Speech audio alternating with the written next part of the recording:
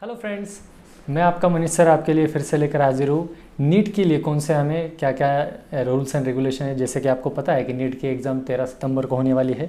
2 से 5 उसका टाइमिंग है और आपको रिपोर्टिंग टाइम क्या है वो भी पता है। आपने जो एडमिट कार्ड निकाले है उस एडमिट कार्ड में आपको वो आ चुका होगा। ठीक है, तो बेहतर होगा कि आपको नीट एग्ज़ाम को जाने के लिए क्या क्या आपके साथ रखना है, कौन सी चीज़ें हैं जो पहले से ही बैंड है, मतलब बार्ड है, कौन सी चीज़ें जो जो हमें कोविड-19 की वजह से साथ में हम शायद ले जा सके, या ऐसी कौन सी चीज़ें जो हमें वहाँ पर प्रोवाइड करने वाले हैं। तो मेरे हाथ में एक लिस्ट है, वो लिस्ट मैं अभी आपके सामने पुटअप करने वाला हूँ। जिस लिस्ट में सबसे पहले तो रहेगा जनरल आइटम्स, मतलब ऐसे कौन से जनरल आइटम्स है जो हमें अवॉइड करने हैं साथ में लेके जाने के लिए। ठीक है, तो सबसे पहले तो आपको एग्जामिनेशन के लिए ऑल द बेस्ट कहूँगा। तो ये मैं पहले आपको कह दे रहा हूँ कि आपको कौन कौन सी चीज़ें यहाँ पर बार्ड करनी है, कौन कौन सी चीज़ें आप नहीं ले जा सकते, कौन सी चीज़ें आप लेके जा सकते हो। ठीक है, तो सबसे पहले चीज़ें आती है। देखिए, चीज़ों में पर्टिकुलर्स के भी अभी NTN है कैटेगरीज दी है, जैसे कि ऑर्नामेंट्स हो गए, स्टेशनरी आइटम हो गए, कम्युनिकेशन डिवाइसेस है, फिर वॉचेस है। ठीक है, इसमें से ये जो है ये फिर ई टेबल्स, मतलब जो कुछ खाने की चीज़ें हैं वो होते हैं, और या कुछ अलग चीज़ें जैसे वॉलेट वगैरह ये हो गए। तो इसमें से भी देखिए, मैं पूरी लिस्ट आपके सामने रखने वाला हूँ, ध्यान से वीडियो सुनिए। कान का कोई भी, लड़कियां भी सुन सकते हैं या लड़के भी, आजकल मतलब वो ये पहनते हैं, लड़के भी बाली पहनते हैं, तो वो भी सुन ले। वो भले आपका रिचुअल हो, आपका वो भले किसी भी आप मतलब आप हिंदू हो या कोई भी जैन या किसी भी समाज से आते हो, लेकिन यहाँ पर वो कुछ भी अलाउड नहीं है।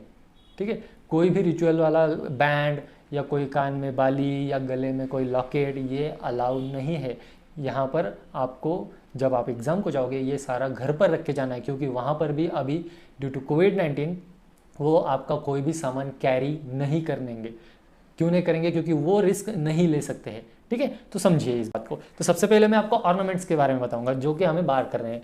तो सबसे पहले तो रिंग, हाथ में रिंग पहनते हैं बच्चे, किसी के पाँव में रिंग होती है। ठीक है, वो उस टाइप की वो रिंग हमें अवॉइड करनी है। फिर ब्रेसलेट्स होते हैं, फिर कान के रिंग होते हैं। ठीक है, हेयर रिंग्स जिससे कहते हैं हम, गले में चेन होती है। ठीक है, नाक में भी वो रिंग पहनते हैं कुछ बच्चे। ठीक है, लड़कियाँ। तो ये पूरा का पूरा हमें अवॉइड करना है। ठीक है, ऑर्नामेंट्स में। फिर आता है स्टेशनरी आइटम। स्टेशनरी आइटम में आता है टेक्स्ट मटेरियल। टेक्स्ट मटेरियल मतलब कोई भी प्रिंटेड या अनप्रिंटेड या ब्लैंक पेपर, जैसे समझो ये लिस्ट है, ये कैसे हो गई, ये प्रिंटेड लिस्ट हो गई। तो ये प्रिंटेड लिस्ट या कोई भी ब्लैंक पेपर भी आप वहाँ पर लेकर नहीं जा सकते हो। ठीक है, वहाँ पर कुछ भी अलाउड नहीं है। ठीक है, वेदर इट इज़ प्रिंटेड और हैंड रिटन। बिट पेपर्स भी अब आपको मतलब NTA ने कभी भी उसको अलाउ नहीं किया है। ठीक है, फिर उसके बाद आता है ज्योमेट्री और पेंसिल बॉक्स, जो आप ज्योमेट्री बॉक्स, कंपास बॉक्स हम जिसे कहते हैं, वो लेके जाते हो, तो वो भी अलाउड नहीं है। ठीक है, फिर उसके आता है plastic pouch, calculator, pen, scale, writing pad, pen drive, eraser, calculator, log table. Log table याद रखिए, लॉग टेबल भी अलाउड नहीं है। ठीक है ना, आपका पाउच, जो बच्चों को या आदत रहती है कि पाउच में 2-4 पेन रखते हैं, 2-4 पेंसिल रखते हैं और वो पाउच साथ में लेके जाते हैं, तो ये कुछ भी अलाउड नहीं है। मैं बार बार कह रहा हूँ, देखिए एडमिट कार्ड साथ में रखना है, तो इसमें एडमिट कार्ड आपको हाथ में रखना है। लॉक टेबल भी अलाउड नहीं है। और एंड में आता है कोई इलेक्ट्रॉनिक गैजेट, जैसे कि स्कैनर वगैरह कुछ हो गया। ठीक है, और कम्युनिकेशन डिवाइस भी, जैसे मोबाइल है किसी के पास, अगर आप बाहर गाँव से आ रहे हो तो मोबाइल नहीं रखना है, पेजर नहीं रखना है। ठीक है, कोई ब्लूटूथ डिवाइस नहीं रहेगा। ठीक है, अगर कोई जिसको सुनने की कोई बीमारी है, मतलब अगर वो कम सुनता है, तो उसके पास, वो स्टूडेंट के पास उसका सर्टिफिकेट होना चाहिए कि हम क्योंकि आपने जैसे तो फॉर्म भरते वक्त ही आपने आपकी डिसेबिलिटी, जो हियरिंग हो या विजुअल हो, वो जो कुछ भी डिसेबिलिटी आपने वहाँ पर मार्क की थी, उसका कोई ना कोई सर्टिफिकेट आपके पास होना चाहिए। ठीक है, अगर वो सर्टिफिकेट आपके पास है तो ही वो आपको, वो जो आपके हियरिंग मशीन्स होते हैं जो कान को लगाए जाते हैं, तभी वो आपको वो अलाउ करेंगे, नहीं तो वो अलाउ नहीं करते हैं। ठीक है, बहुत स्ट्रिक्ट एग्ज़ाम है। तो उसके बाद आते हैं वॉचेस, जैसे कि घड़ी, स्मार्ट वॉच होती है, कोई घड़ी होती है, टाइम देखने के लिए आप बोलते हो सर हमें चाहिए, वो हम साथ में रखेंगे। कोई घड़ी वगैरह साथ में रखने की ज़रूरत नहीं है, क्योंकि वो अलाउ नहीं करेंगे, वो बाहर ही फेंकने को कहेंगे। ठीक है, इसलिए वो पहन के मत जाओ। आपकी बहुत बढ़िया घड़ी है, बहुत ज़्यादा पैसों की आपने खरीदी है, बहुत कीमती है, आपके पास आई वॉच है, कोई ज़रूरत नहीं है, वो सारा का सारा सामान आप घर पे रखो। ठीक है, उसके बाद लिस्ट में आता है, देखिए हमने ऑर्नामेंट्स लिया, हमने स्टेशनरी आइटम लिए, देखिए कम्युनिकेशन डिवाइसेस, देखिए मतलब खाने की कुछ चीज़ें एग्जाम के लिए अगर आप साथ में ले जाना चाहते हो, तो यहाँ पर सीधा सीधा लिखा है, एनी ईटेबल आइटम ओपन और packed water bottle is board.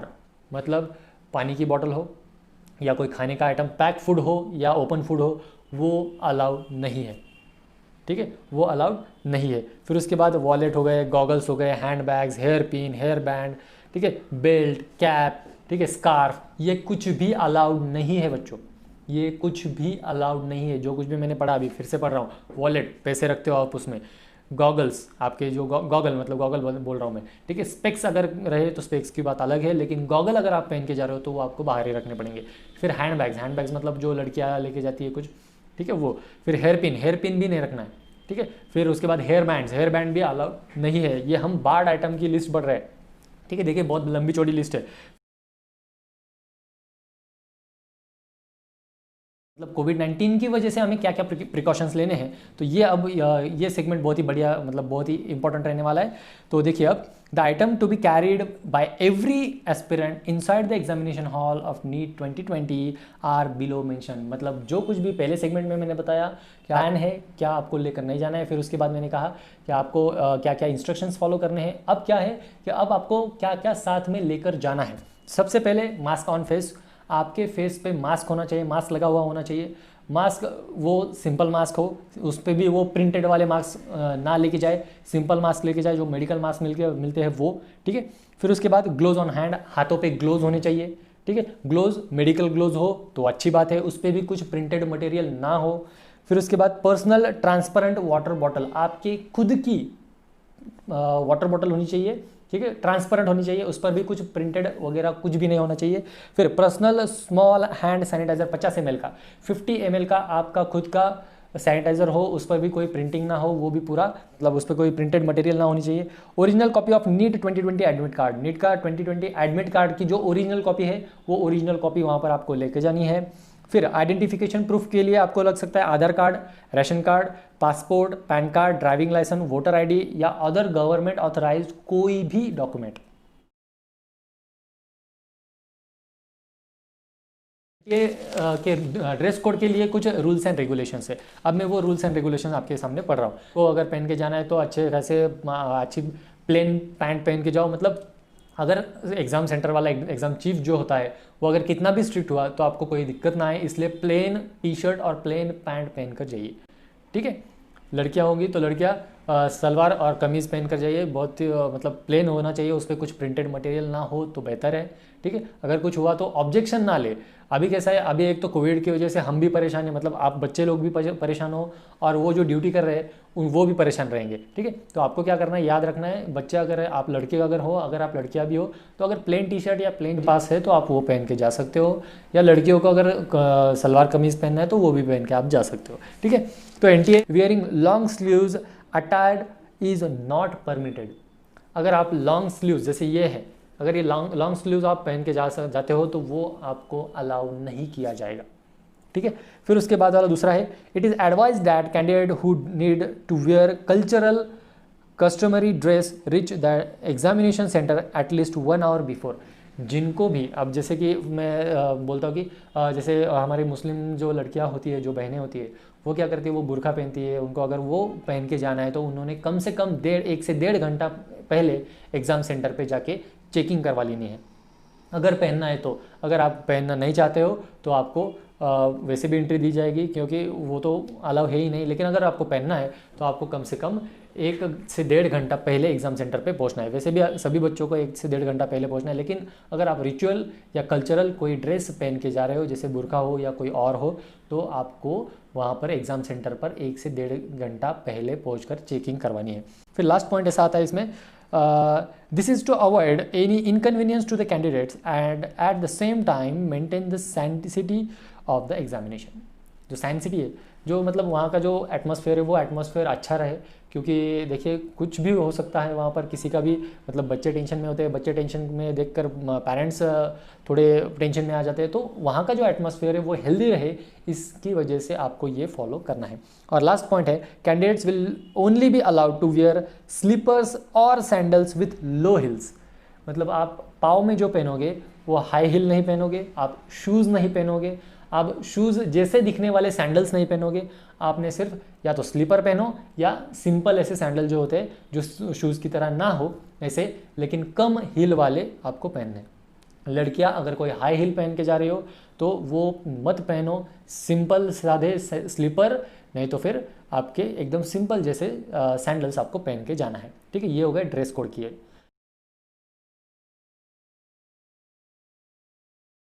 तो exam day guideline, exam day guideline मतलब एग्जाम के दिन आपको क्या करना है।